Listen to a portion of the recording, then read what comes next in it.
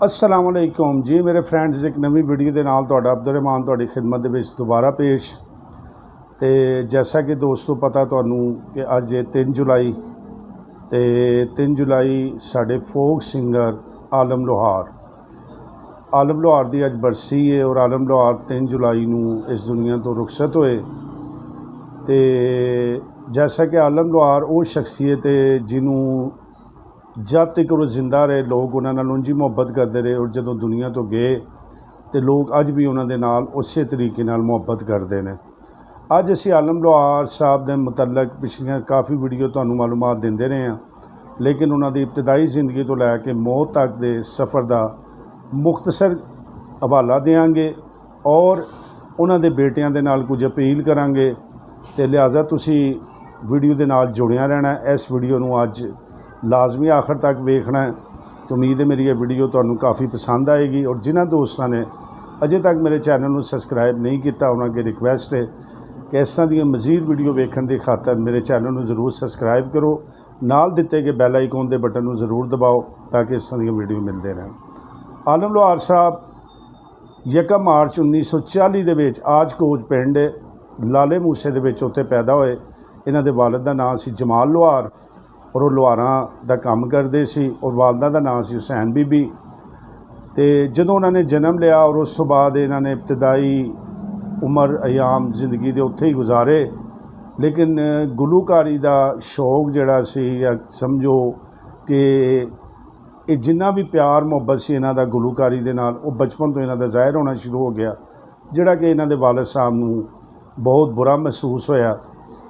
और ये थोड़ी बहुत रस्मी तालीम इन्होंने हासिल की, और उस तो बाद वालदैन नूं इन्हां दी यह चीज़ां पसंद नहीं सी, जिहदी वजह तो ये 1940 दे विच अपने मामू को लाला मूसा शहर दे विच आ गए, जिन्हां दा इन्हां दे मामू का नाम सी मुहम्मद दी, जिहड़ा कि शायद इस तो पहले तुहानू किसी ने दस्सिया होवे। उत्थे अपने नानकिਆਂ दे घर आ गए।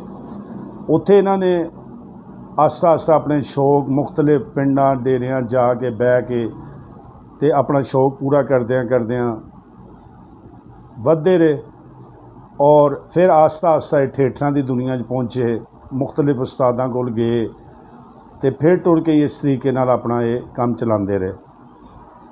और एक दिन ऐसा आया कि फिर अल्लाह ताला ने इन्हों अरूज दिता, और अरूज के बाद दुनिया ते ही छा गए, जिस तरह कि इन्हां दी तुहानू हर जगह तो मालूमात मिलती होएगी। यह बंदा फिर आसमाना की अदा नूं पहुँच गया। फिर इन्होंने शादियां कीतियां, 3 शादियां इन्हां दियां अपने खानदान दे विच होईयां।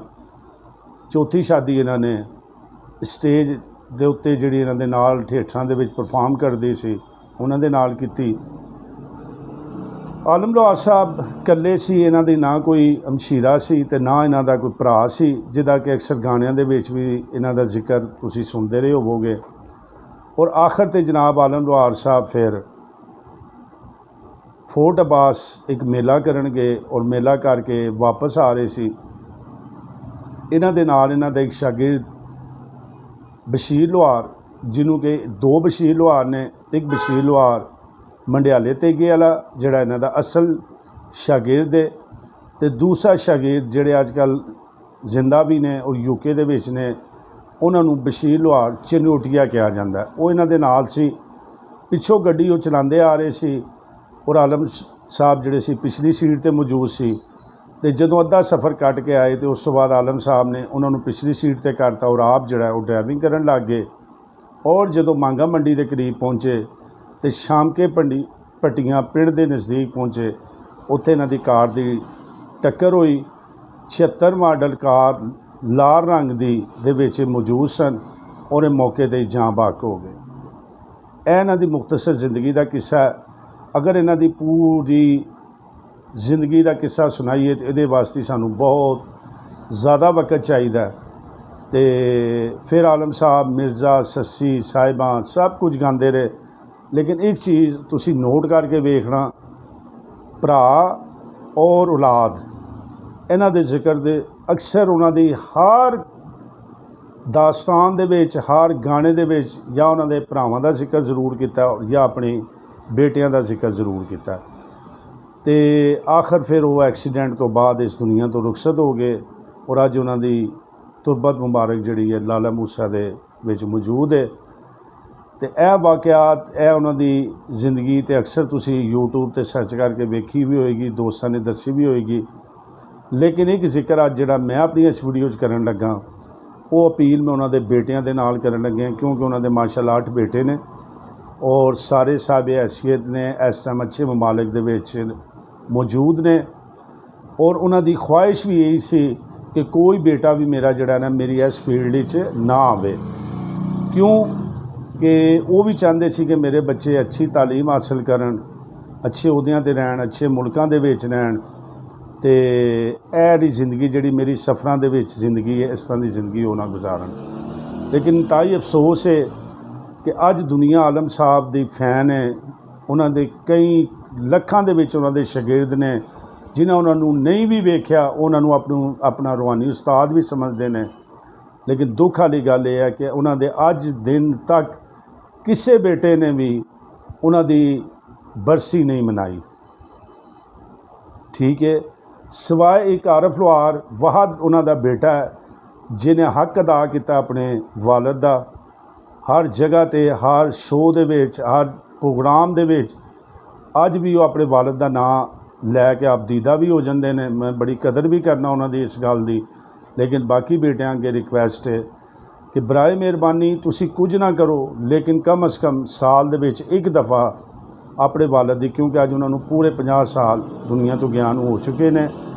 लेकिन बरसी के मौके पर तुसी भरा इकट्ठे होवो, एक मुकाम उन्होंने रखो उत्थे, ताकि उन्होंने शागिर्द भी पहुँचन और तुसी भी पहुँचो तो लोगों को पता लगे कि आलम साहब के बेटे ने। तुसी गुलकारी करो या ना करो, लेकिन औलाद इस वजह तो बंदा मंगता है कि मेरा नाम जिंदा रहेगा। तो आलम साहब अपने ही नाम ना बना गए कि ना उन्होंने उस तो बगैर भी जिंदा है, लेकिन बेटियां की शक्ल दे विच, भरावां की शक्ल दे विच बड़ा आवाम वेख के उन्होंने कुछ ना कुछ अपने दिल में तसल्ली हुंदी है। यह एक मैं रिक्वेस्ट उन्होंने बेटियां अगे करांगा कि बराए मेहरबानी उन्होंने बरसी ते कोई ऐसा एक जरूर प्रोग्राम तरतीब दिया करो जिदे तुसी एक दो भरा जरूर शामिल होया करो। क्यों कि भाइयां बाद नी जोड़ियां ते पुत्रां बिना नी ना, भाई मरन ते बावां भजदियां, पुत्र मरन ते जांदे ना। यह आलम लोहार गाने गांदा हुंदा सी। ते बराए मेहरबानी उन्होंने जरूर याद रखो। तो उम्मीद है मेरी अज की वीडियो तुहानूं जरूर पसंद आई होएगी। इस वीडियो को ज़्यादा तो ज़्यादा दोस्तों नाल शेयर करो। असी ते आलम साहब नूं अज दे दिन दे विच इदां ही याद कर सकते सी ते याद किया। असी भी उहदे फैन हाँ जिस तरह तुसी उन्हां दे फैन हो। तो उम्मीद है मेरी अज की वीडियो तुहानूं जरूर पसंद आई होएगी। अगर मेरी यह वीडियो पसंद आए, इनू ज़्यादा तो ज़्यादा अपने दोस्तों को शेयर करना, चैनल को सबसक्राइब करना, नाल दिते गए बैल आइकॉन के बटन को जरूर दबाना। तो मिलने हैं एक नवी वीडियो के नाल। अस्सलाम वालेकुम।